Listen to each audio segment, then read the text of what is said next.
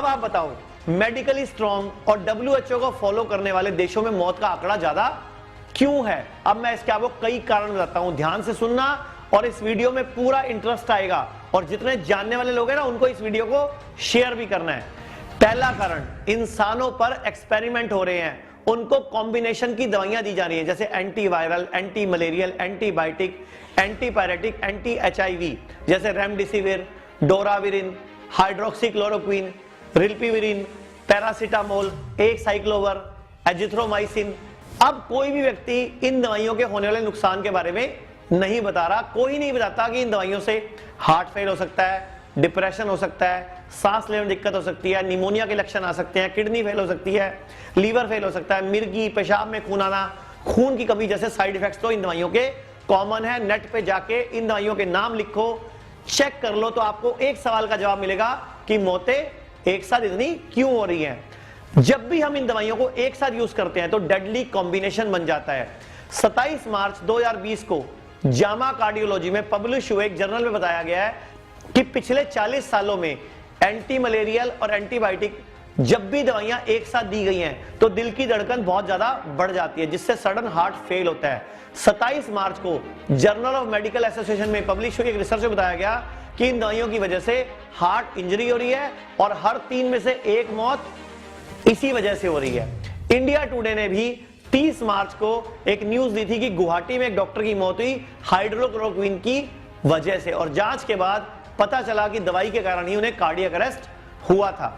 9 मई को हांगकांग के एक न्यूज़पेपर ने ट्रिपल ड्रग थेरेपी से जल्द ठीक हो सकते हैं कोरोना वायरस के मरीज, एक खबर छापी थी और साइड पे एक छोटा सा बॉक्स लिखा था साइड इफेक्ट, जिसको इतना बड़ा करके लिखना चाहिए था। अब ये सब बताने का मकसद मेरा सिर्फ इतना है कि दवाइयों के सहारे हम जिंदा नहीं रह सकते, लेकिन मर जरूर सकते हैं। और पूरे विश्व में आज तक कोई एक भी रिसर्च पेपर ऐसा पब्लिश नहीं हुआ कि इन दवाइयों को इकट्ठा लेने से कोई फायदा है। हाँ, ये जरूर छप चुका है कि इन दवाइयों को इकट्ठा लेने से नुकसान हो सकता है। तो अब साइंस की बात मानोगे या जो चला आ रहा है, चलता जा रहा है, उसको मानोगे? अब 21 देशों ने कोई लॉकडाउन नहीं किया, ना ही किसी तरह की दवाई का प्रयोग किया।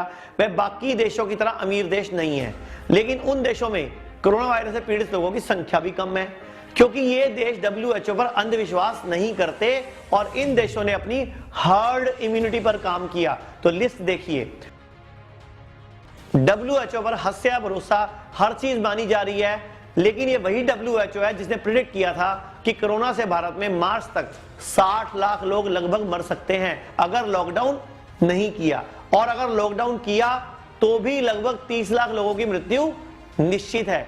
तो क्या ये ड्रामा था? डराने का एक धंधा था, क्योंकि डराएंगे नहीं तो धंधा कैसे चलेगा?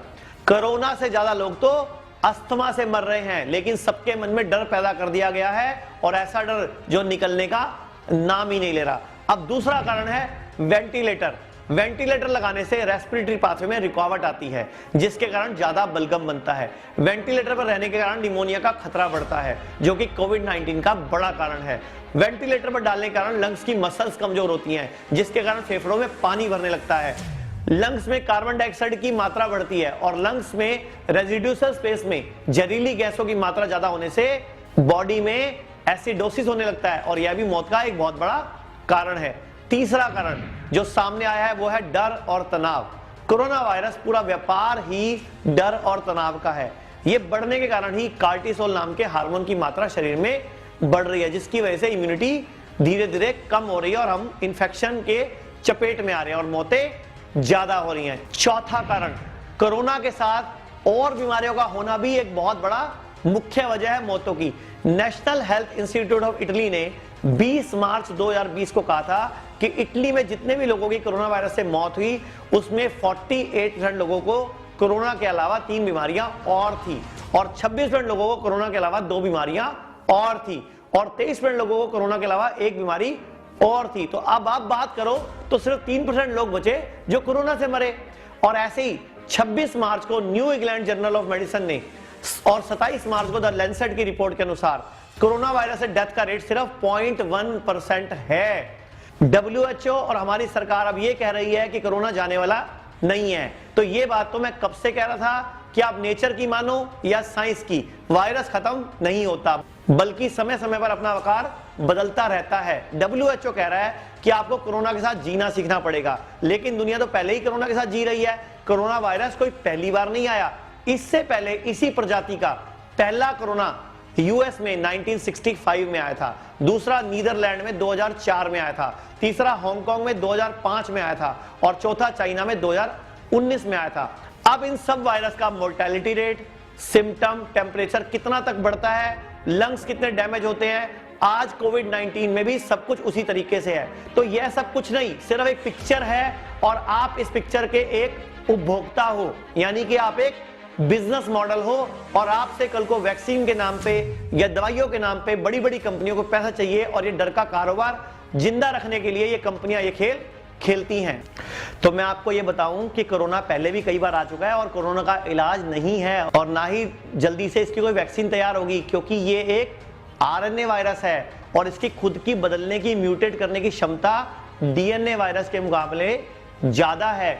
इसलिए मेरी आप सबसे गुजारिश है कि हो सके तो दवाइयों से दूर रहें, इस झूठ से दूर रहें कि वैक्सीन आएगी आपको बचाएगी। अपने आप को, आप खुद को बचाना है, अपनी इम्यूनिटी को बढ़ाने पर जोर दें और अंत में WHO भी यही कहने वाला है, सरकार भी यही कहने वाली है। और मैं तो फिर आपको बोल रहा हूं बार बार कि अपने देश की बनी पद्धति आयुर्वेद को अपनाओ, स्वदेशी को अपनाओ, भारत को आगे बढ़ाओ।